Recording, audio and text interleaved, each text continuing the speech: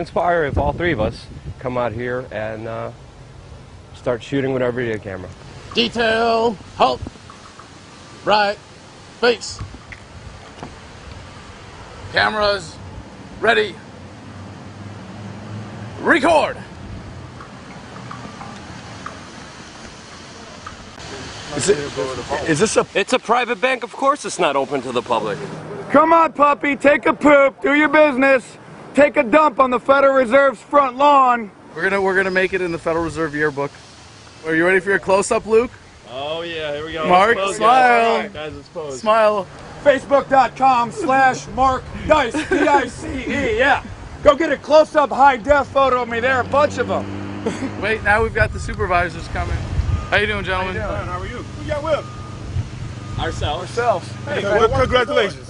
Oh, I just wanted to see the criminal bankster building. We'll see. Look at it. Be careful. Outside, it's a private... The door's wide open. How you doing, sirs? You guys open for tours today? No, oh, I thought this was a federal building, public building. Aren't we? We're not allowed inside. Is this a? Why not? I'm just curious. Excuse me. If you don't mind, you can't impede the door, man. I appreciate that. Step back on public property, please. Oh, step back on public property. That's what I asked you to do, sir. Okay, all right. So this is private property. Yeah. So this bank is I'm private telling you, you can't property. impede the doorway and film. Okay, That's what I'm telling you. but you just said this was private. You just said this was private I know property. what I said. You just said step back on public property. You did what I asked you to do. I don't need to talk to you no more. You just said step back on public property. So you just admitted this is private property. Hey, thank you. You know, sometimes the truth leaks out. You know, you can't hide the truth all the time. You know, it's interesting when you bury it, it just kind of emanates and comes out. One by one, we're going to expose you guys. The game's over. But will be done with an assigned mark that is put upon the right hand or the forehead of a person. Now with modern technology, not only do we see this as a potential, it is happening today.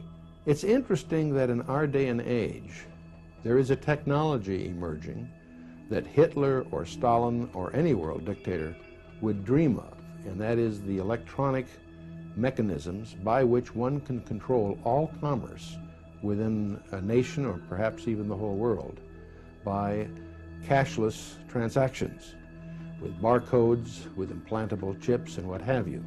People often wonder, are we really in the last days? I mean, what is this talk about, the last days?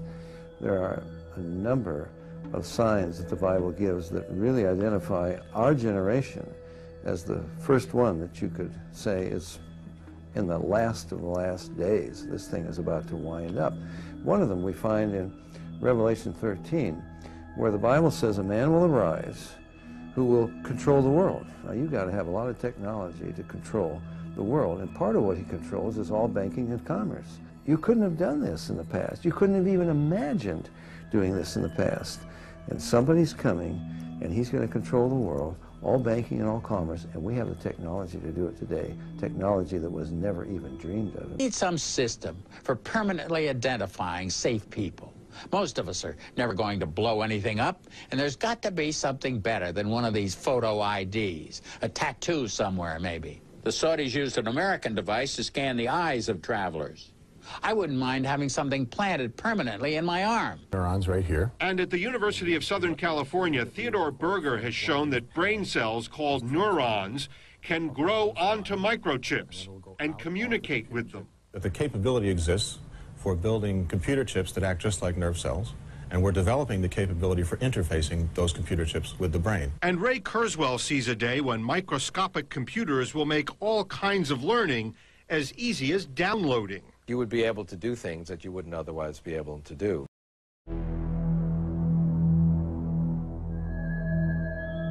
In Revelation chapter 13, we read, "He causes all, both small and great, rich and poor, free and slave, to receive a mark on their right hand or on their foreheads, and that no one may buy or sell except one who has the mark or the name of the beast or the number of his name."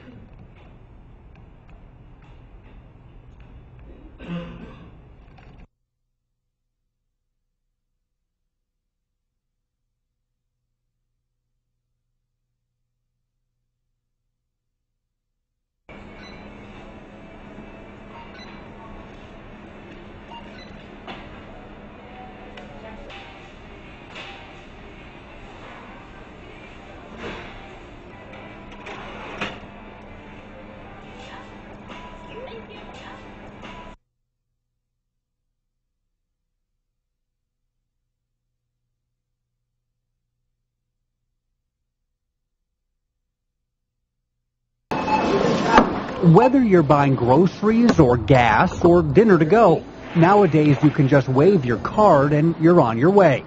It's the latest technology in millions of credit and debit cards, thanks to a tiny chip hidden inside. It's called RFID, radio frequency identification. This little device sends out a radio signal with your credit card information. It's designed to be a faster way to pay at stores all over town. But if you have one of these cards, oh my gosh, there's something else you should know. That's just really scary. That's crazy. Definitely odd that can happen. Your credit card might not be as safe as you think it is. With what I have here, I can get your credit card number, your expiration date, and everything I need to make a cloned card. Walt Augustinowitz is a credit card protection specialist. He bought this credit card reader off the internet for less than $100. And he's about to use it at the Indianapolis airport. This is your credit card number right here. Oh my gosh. Oh. Is it? Wow, yes, it is. Wow. That's scary. With permission, Walt is scanning for credit card numbers. And there's your MasterCard. That's pretty crazy. He's intercepting the credit card information right off the radio chip inside. You have Amex in there? Yes. Yeah. Expiration date 0314. I just read through there. Now, wow. Rather than actually taking your credit card out of your wallet out of your pocket and stealing it, That is my number. that's your Visa number right there. We're scanning the information we need off it without touching you. It's electronic pickpocketing, and Roberta Gonzalez just found out she's at risk. Did you recognize that number on there? Oh, that's my card. Yeah, that was my card. Walt got information from 3 of Roberta's credit cards, because all of them have RFID. I heard about this, but I didn't think my cards were accessible to it. I thought for sure, surely this is not possible. It is possible, even if most consumers don't realize it.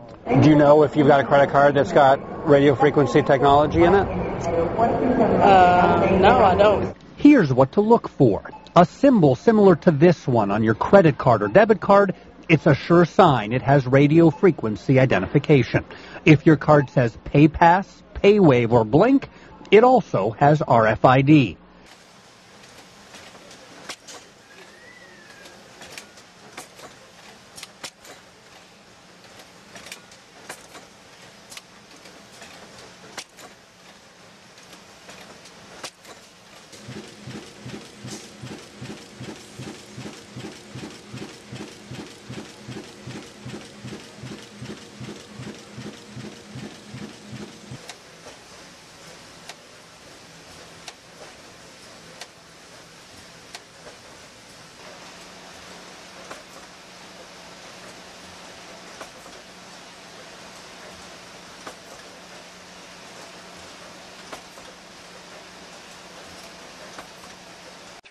As privacy watchdogs seek answers from Apple about why iPhones and iPads are secretly collecting location data on users, consumers are doing a double take and examining how much they value their privacy.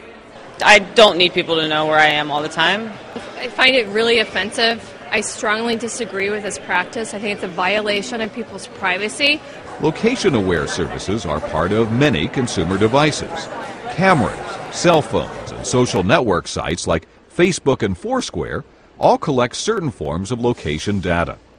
But consumers are often complacent, accepting end-user agreements that allow advertisers to track and target them with finely tuned ads.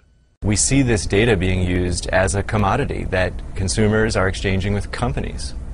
The fact that highly detailed data about where a user has been is recorded and stored in an unencrypted format has some users concerned about how much of their life is in the open. Well, I think that despite the fact that we're all being tracked one way or the other, whether it is through the products that we buy or the information that we access through the internet, I think that there still has to be a consensus from people. People should be able to decide whether or not they want their information tracked or not.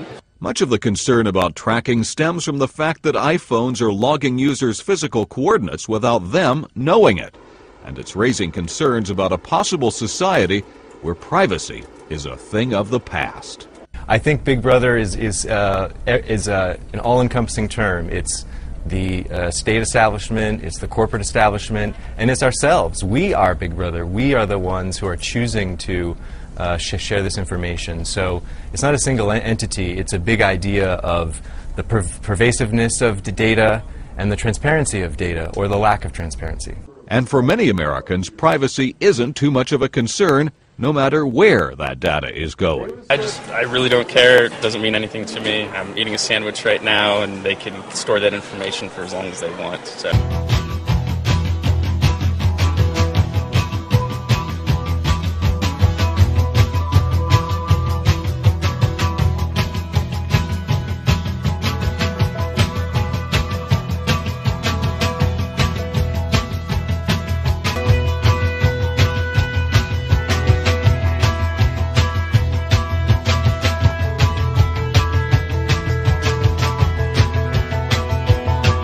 This is well recognized now as a possible risk to cancer. So the most vulnerable age group are going to be children, and more kids are using these cell phones. Tu showed us his computer model, which shows us how much radio frequency children can absorb.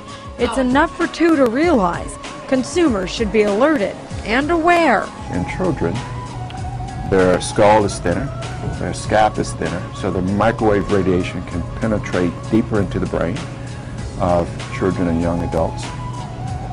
And their cells are dividing at a much faster rate, so the impact of the microwave radiation can be much larger. And here's something else that might surprise you. The cell manufacturers themselves actually advise against putting the cell phone right next to your head, or really anywhere in your body. Former DARPA director and now Google executive Regina Duggan is pushing an edible authentication microchip along with an electronic tattoo that can read your mind. No, this isn't the script of a film about a dystopian scientific dictatorship. It's trendy and cool. Duggan, who is head of advanced technology at Google-owned Motorola, told an audience at the All Things D11 conference that the company was working on a microchip inside a pill that users would swallow daily in order to obtain the superpower of having their entire bodies act as a biological authentication system for cell phones, cars, doors, and other devices. You guys see it? This pill has a small chip inside of it with a switch. It also has what amounts to an inside-out potato battery. When you swallow it, the acids in your stomach serve as the electrolyte, and they power it up, and the switch goes on and off. And it creates an 18-bit ECG-like signal in your body, and essentially your entire body becomes your authentication token. Duggan added that the chip had already been FDA approved and could be taken 30 times a day for someone's entire life without affecting their health, a seemingly dubious claim. Would you swallow a Google microchip every day simply to access your cell phone? Privacy advocates will wince at the thought, especially given Duggan's former role as head of DARPA, the Pentagon agency that many see as being at the top of the pyramid when it comes to the Big Brother technocracy. Indeed, when host Walt Mossberg asked Duggan about the surveillance implications, she merely laughed and told him to swallow the pill. We can just tell that you've taken the pill. I mean, the medical application. Does Google now know everything I do and everywhere I go? Because, let's face it, we like you guys, but you're from Google. Just give him some water and let him take that pill. In addition to the edible microchip, Motorola is also working on a wearable e-tattoo that could also read a user's mind by detecting the unvocalized words in their throat. It has been known for decades that when you speak to yourself in your inner voice, your brain still sends neural spike volleys to your vocal apparatus, in a similar fashion to when you actually speak aloud, explains Extreme Tech's John Hewitt, noting that the device could also allow covert voice activation as well as being used to detect stress and emotion, because Big Brother really cares about your feelings. During the D11 conference, Duggan even predicted that if the e-tattoo was made to look cool with different artistic designs, young people will want to have it fused to their skin as an act of rebellion against their parents. It may be true that 10 to 20-year-olds don't want to wear a watch on their wrist, but you can be sure that they'll be far more interested in wearing an electronic tattoo, if only to piss off their parents. The edible microchip and the wearable e-tattoo are prime examples of how transhumanism is being made trendy in an effort to convince the next generation to completely sacrifice whatever privacy they have left in the name of faux rebellion, which is actually cultural conformism and convenience. Check us out on Twitter at twitter.com/prisonplanet. This is Paul Joseph Watson reporting for Infowars.com. Prophecy in the New Testament of the Bible.